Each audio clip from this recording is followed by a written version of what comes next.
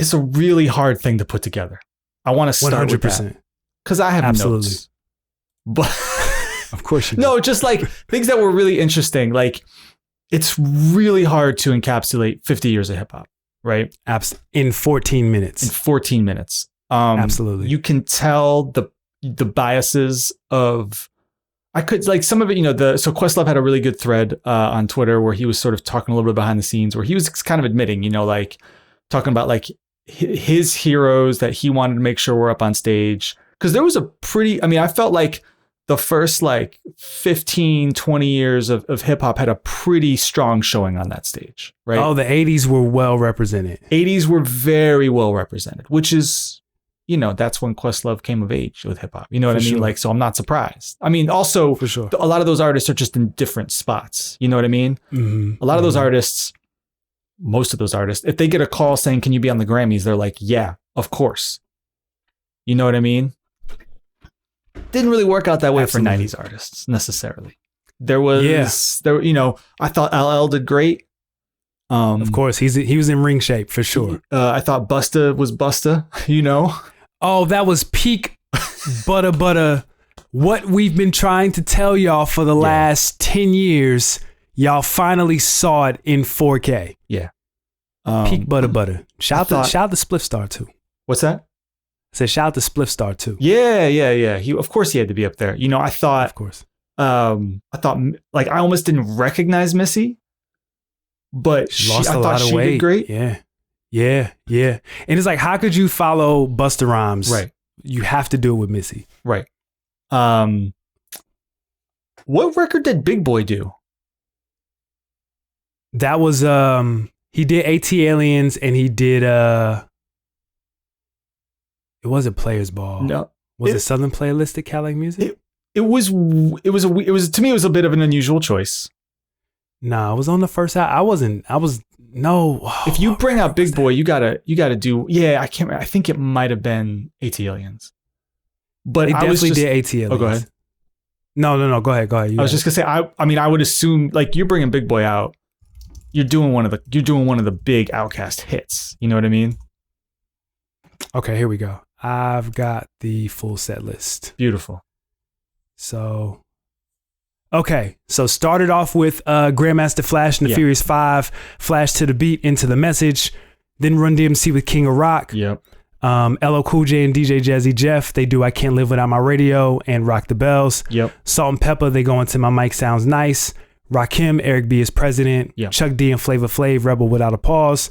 Black Thought and LL Cool J do a interlude skit into Pasta Noose of De La Soul. He does Buddy. Yep. This is actually my favorite little run. Buddy into Scarface, My Mind's Playing Tricks on Me, into Ice-T, New Jack Hustler, which I thought he would have did Colors, but that's cool. Queen Latifah, UNITY, then Method Man by himself. But you know what? Man. I at least appreciated that they had Method Man up there. Because okay, keep going. So then Big Boy does AT Aliens. AT Aliens, right. Right. And then Busta does Put Your Hands Where My Eyes Can See and To Look at Me Now. I wouldn't have done that, but that's, I get it. They wanted to have him do the butter thing. Yeah, it's the Grammys. All right. Then Missy does Lose Control. And if you listen closely, there were a lot of nods to... Yeah, they were working in nods to some of her other singles. Yep. Then you get Nelly with Hot in Here. Too Short with Blow the Whistle, which was hilarious because Queen Latifah did UNITY 2 minutes before. And then bring out I thought it was amazing that Too Short got some shine. Like, for I'm sure. glad he did. Nelly's little, what was that, 8 bars tops was a little rough. Mm-hmm. He was not in fighting shape. That's fine. He wasn't, but also, I don't know what happened with the sound, but the sound was like consistently bad. I don't know what was going on, but there was some technical stuff going on. I don't know if did you hear that? The sound was bad all night, at least from what I could hear. Like during the Motown, when Stevie was up there with Smokey Robinson, the sound was awful. Were they? But for the hip hop tribute, like the vocals were ahead of the beat. Was that the case with the Motown tribute, or was it just like, did it just sound? It was bad? Just bad mixing for the Motown tribute. Okay. Well, and part of the thing was very clearly, for the hip hop part, some like they had the Roots, the band, the Roots band up there doing some stuff, and some things were right off of they were actually playing the pre-recorded track. So there was like, they were going back and forth. So I wonder if like some timing cues got missed maybe, because that's really complicated. Maybe. Yeah, maybe. Okay. Yeah. Okay. Whatever. Then we go into the Locks in Swiss. They do We Gon' Make It. I was so excited. They played We Gon' Make It at the Grammys. Crazy. I Can Die a Happy Death. That's amazing. And what I love the most is that it wasn't just Jaden Styles. No. Sheik was there too. Yeah. No, that was great. That made me really happy. And then sharp left into a Lil Baby freestyle. Yeah. Into Glorilla F&F. Which was at least better. Lil Baby killed every energy that was left in that room. Yes. No. So here's what was interesting to me about Lil Baby. Yeah. I'm not mad at Lil Baby being a part of this. Not at all. But in my mind, I was like, what Lil Baby song should he have done? Yes, Indeed. Yeah, I was going to say Yes, Indeed. Never Recover. Never Recover. Once in Needs, maybe? Maybe. I mean, it's funny. A lot of Drake in here. That's what I was like, man, what are some like up-tempo, well-known Lil Baby songs? Maybe even Every Chance I Get off the Khaled album. Like, I don't know. But something with some energy coming off of Busta. God, I mean, even just before all of this is energy. This is all energy. And then you crescendo with We Gon' Make It, and then you just come down with the Lil Baby freestyle, and you don't make any cases for yourself to, for the old heads, Questlove, like they're like, all right, we have to include the new guys. Yeah. You know what it says to me though, Doc? What? The conversation that we had a while ago about how the kids do not care about the Grammys.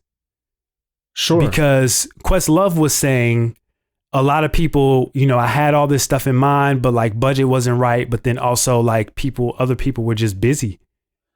I mean, but that's not just that the kids didn't want to show up, because like, I understand they had to, and it sounds like there was some last minute cuts, like people literally 10 minutes beforehand, all of a sudden they were like, people who were supposed to perform did not perform.